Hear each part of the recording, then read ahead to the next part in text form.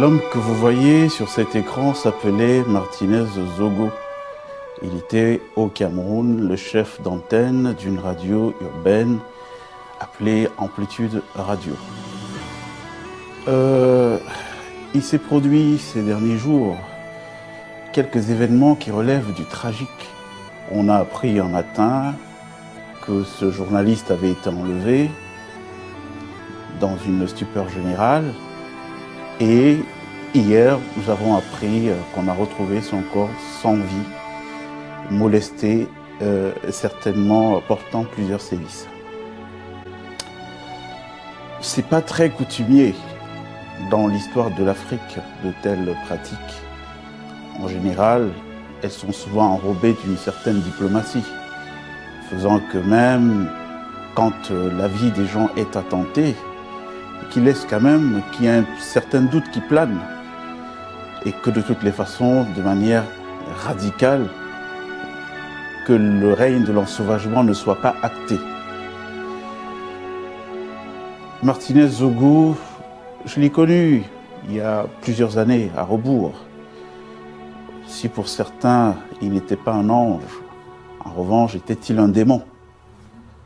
Je crois que en chaque être humain, il y a une part d'ombre et de lumière. En général, la sagesse commande de laisser l'ombre dans l'ombre et de focaliser sur la part lumineuse. Luther King disait, Martin, que pour lui, une injustice, où qu'elle se produise, était une menace pour la justice partout ailleurs. Alors, il est du devoir de chaque Africain qui se respecte, de chaque frère en humanité, de dénoncer avec la dernière énergie ce que nous venons de vivre. Nous venons de franchir le Rubicon.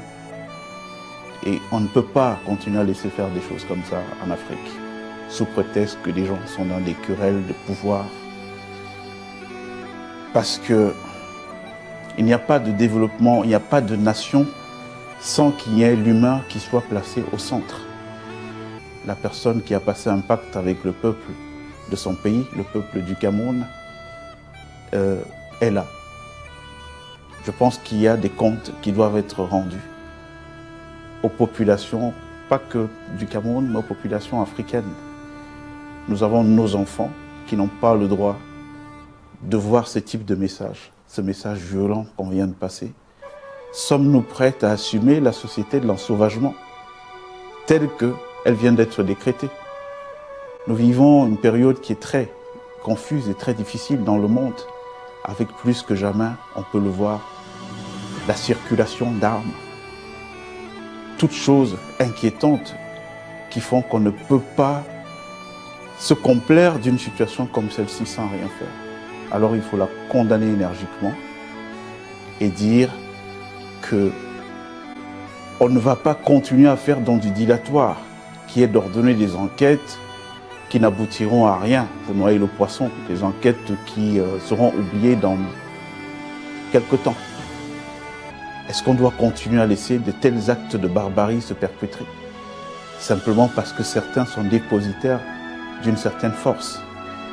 Est-ce que les gens que nous envoyons former dans des académies militaires, dans des académies pour apprendre le maniement des armes, apprendre le maniement de la violence contrôlée parce que l'État a le monopole de la violence légitime, est-ce que ces gens doivent se transformer en barbouzes contre leurs concitoyens? Je pense qu'il faut qu'on réponde très très rapidement à ces questions. Il en va de l'intérêt, de l'équilibre de l'Afrique dans ces périodes qui sont plutôt, à mon sens, difficiles. Alors c'est très dur, mais je vais quand même le faire, c'est un devoir, d'adresser mes condoléances à la famille de Martinez Zogo sur la part de lumière que je connais du personnage. Était quelqu'un d'assez loyal. Quand vous l'aviez en amitié, c'était une amitié pour la vie. Il vous le disait tout le temps, il vous rappelait non, mais c'est pas important l'argent. Nous sommes des amis, on doit se soutenir. Donc, s'il y avait beaucoup de moins, il est peut-être important que les gens sachent qu'il avait aussi des plus. Et je souhaite que ce message soit passé et qu'il soit optimisé et que surtout la jeunesse africaine qui est spectatrice, qui est témoin de ça, n'intègre pas ça comme un schéma de fonctionnement. On ne tue pas les gens parce qu'ils ont des idées contraires, parce qu'ils ont des idées antagonistes. On discute. Si on ne peut pas discuter, on laisse, on est en démocratie. C'est des pays de droit que nous revendiquons. On ne peut pas se comporter comme des barbares. Merci à tous.